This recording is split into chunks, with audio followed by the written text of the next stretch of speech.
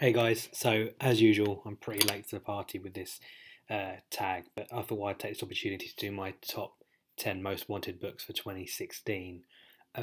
Quite a mixed bag here, so they're in no particular order, so I'll rattle through them so I don't bore you guys. But I guess, this is for me as well in terms of being able to keep kind of a checklist, so I kind of keep focused, so I've got something to always refer back to. So the first one I want to get is Strange Tales 107. That's kind of that iconic cover with Submariner and Human Torch, kind of a throwback to the Golden Age. So that's the main reason I want it. It's a beautiful cover, which is reminiscent to the Golden Age.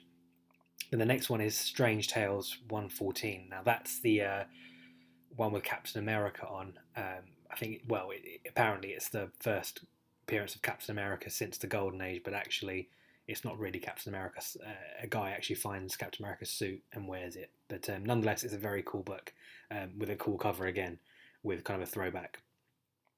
Not number three, but the third book is Silver Surfer number one.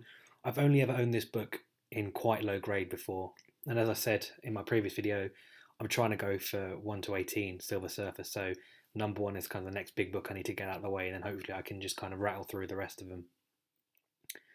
Then we've got Avengers 4.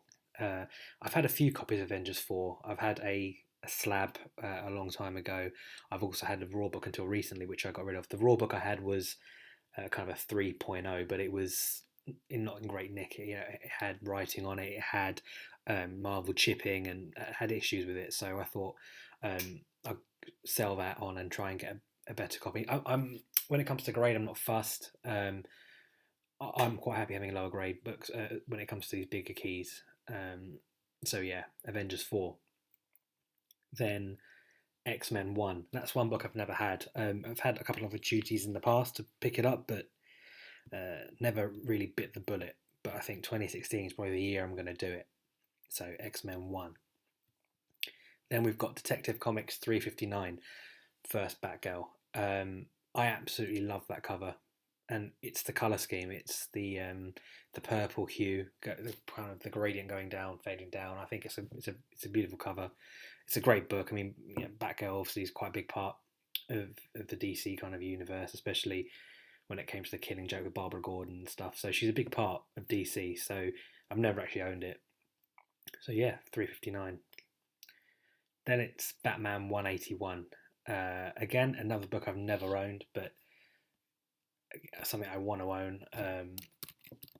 It's these covers, and I'm trying to. It's hard because I'm trying to rattle through, kind of getting these DC villains, because you don't know what's going to happen with Flash or Arrow or whatever, and I don't want to price myself out of it before I've had a chance to obtain it.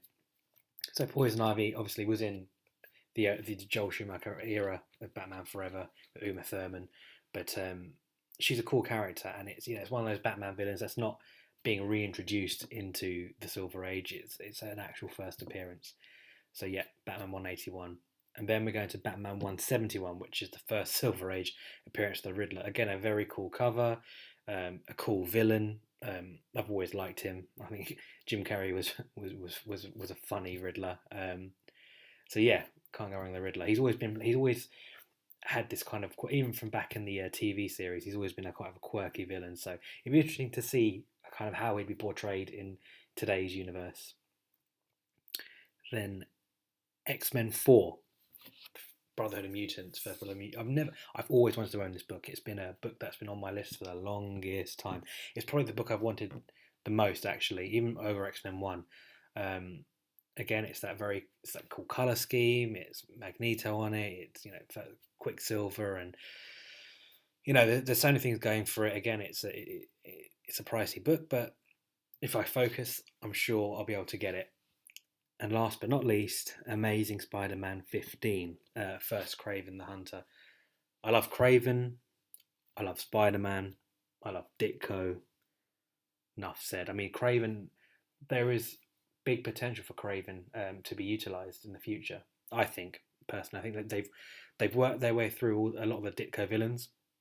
So it'll be interesting to see what they kind of do with Kraven, because I think he's one of the more believable, for lack of a better word, characters who could be brought to life on the big screen. So yeah, Craven. So those, I guess, are my top 10 most wanted books.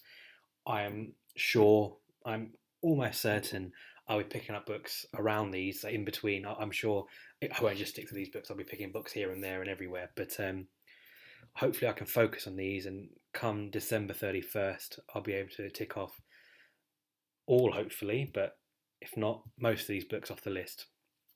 So yeah, guys, that's my top 10 for the year. Thanks for watching, and I'll see you guys in the next video.